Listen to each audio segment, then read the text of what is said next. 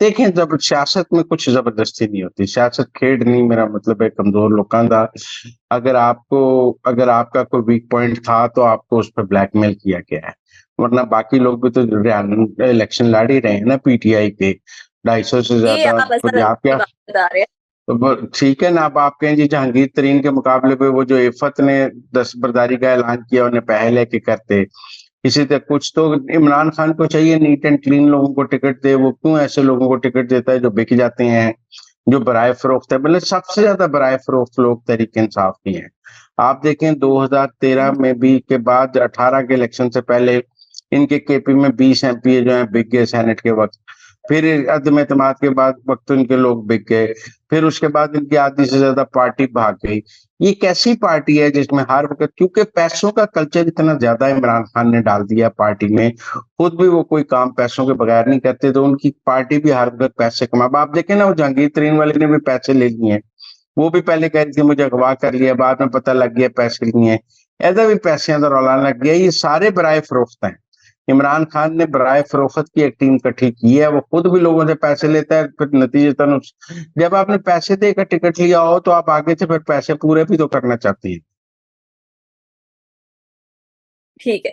अच्छा मुज़म्मिल साहब, पोलिंग के स्टार्ट होने से जो पहले घंटे होते हैं वो बहुत क्रूशियल होते हैं, बहुत अहम होते हैं।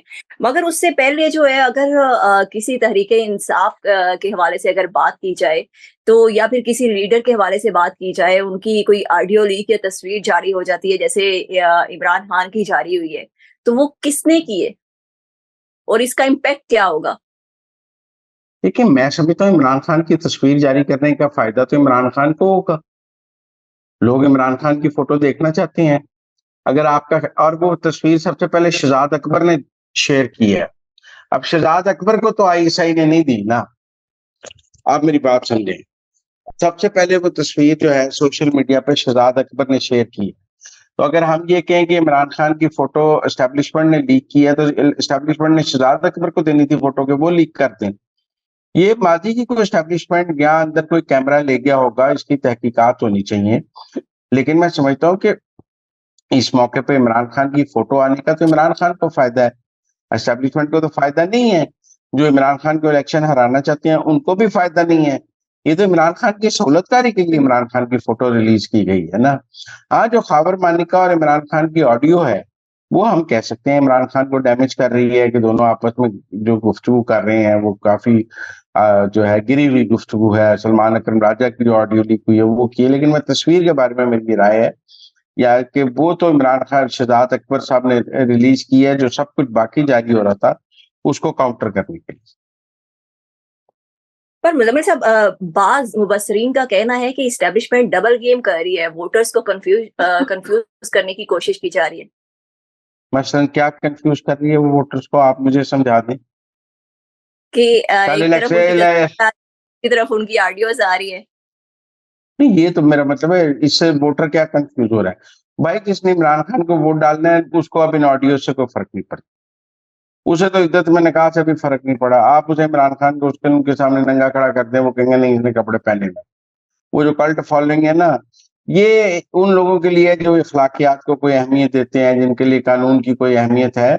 लेकिन लोगों को हकायक पता चल रहे हैं। मैं समझता हूँ कि ये एक इलेक्शन का मौसम बुखार उतर जाएगा, 8 फरवरी को हुकूमतें बन जाएंगी। उसके बाद लोग ठंडे दिल से जब सोचेंगे, देखेंगे, तो फिर ये कल्ट टूटेगा। और 8 फरवरी के बाद ही इमरान खान और तहरीक इंसाफ पे बुरा वक्त शुरू होना है। मैं समझता हूँ अभी तो कोई बुरा वक्त आया ही नहीं। असल बुरा वक्त 8 फरवरी के बाद आना है, जब नई हुकूमत बन जानी है, जब किसी ने साथ इसलिए नहीं होने कि आगे कोई इलेक्शन नहीं है, चूरी खाने वाले मजनू सब भाग जाएंगे, सुनियां हो जाएंगी गलियां, विच कल्ला इमरान खान फिरेगा। फिर उसको समझ आएगी कि उसने गलतियां क्या की हैं और लोग उसे कैसे इस्तेमाल कर गए हैं। लेकिन तब तक बहुत देर हो चुकी होगी, मैं समझता हूँ। 8 फरवरी के बाद तहरीक-ए-इंसाफ के लिए असल मुश्किल वक़्त स्टार्ट होगा। मगर ये बिलावल भुट्टो और पीपल्स पार्टी के हवाले से बताइए, ये जो धमकियाँ आ रही हैं बिलावल भुट्टो की तरफ से। बिलावल भुट्टो साहब डिप्रेस हैं।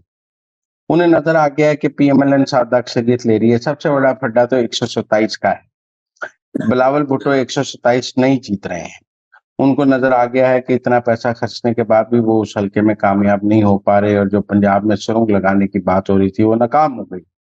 नवाज शरीफ ने पंजाब को होल्ड कर लिया है और बिलावल भुट्टो वहां सुरंग नहीं लगा सके हैं। इवन के पीटीआई ने भी बिलावल को वहां सुरंग नहीं लगाने दी कैंडिडेट खड़े करके। तो मुझे बिलावल की डिप्रेशन और फ्रस्ट्रेशन नजर आ रही है, उन्हें अपनी हार नजर आ रही है और वो हार का एक माहौल बना रहे हैं। मैंने पहले भी कहा था, अब वो कह रहे हैं कि मुझे कैंपेन चलाने का फायदा ही नहीं था, अगर इतना मुझे पता होता सारे नतायज पहले से तय हैं। भाई नतायज तय नहीं है, आपके पास पंजाब में कुछ भी नहीं है, आप पंजाब में सिफर जमा सिफर हैं। जब आप पंजाब में सिफर जमा सिफर हैं तो आप पाकिस्तान की कौमी सियासत में जो है बड़ी पार्टी बनकर नहीं उभर सकते। इस बार नवाज शरीफ की पार्टी केपी में भी परफॉर्म कर रही है, मुस्लिम लीग नून, और बलूचिस्तान में भी परफॉर्म कर रही है, ऊपर पंजाब एड ऑन कर रहा है। तो ऐसे में पीपल्स पार्टी और मुस्लिम लीग नून के दरमियान आधो आध का फर्क हो। मैं समझता हूँ सीटों का गैप इतना ज्यादा होगा कि मुस्लिम लीग नून और पीपल्स पार्टी के दरमियान कि 150 का फर्क होगा। इसलिए बिलावल को अपनी बड़ी हार नजर आ रही है और वो देख रहे हैं कि इस हार की वजह से को अब कवर अप कैसे करना है। ये जो अब इनकी गुफ्तगू है, ये अपनी हार को कवर अप करने की गुफ्तगू। ये जितनी धमकियाँ और नताइज के हवाले से बातें की जा रही हैं, ये सिर्फ जो है वो कवरिंग पॉइंट बनाए जा रहे हैं तहरीक-ए-इंसाफ और पीपल्स पार्टी की जानिब से। Thank you so much Muzammil साहब। मुज़म्मिल साहब के मुताबिक बिलावल भुट्टो एनए 127 की सीट हार रहे हैं और सबसे बड़ी अंदर की बात जो मुज़म्मिल साहब ने बताई है कि मुस्लिम लीग नून क्लीन स्वीप कर रही है और सादा अक्सरियत से जीत रही है। इसके साथ ही मुझे इजाज़त दें। अल्लाह हाफ़िज़।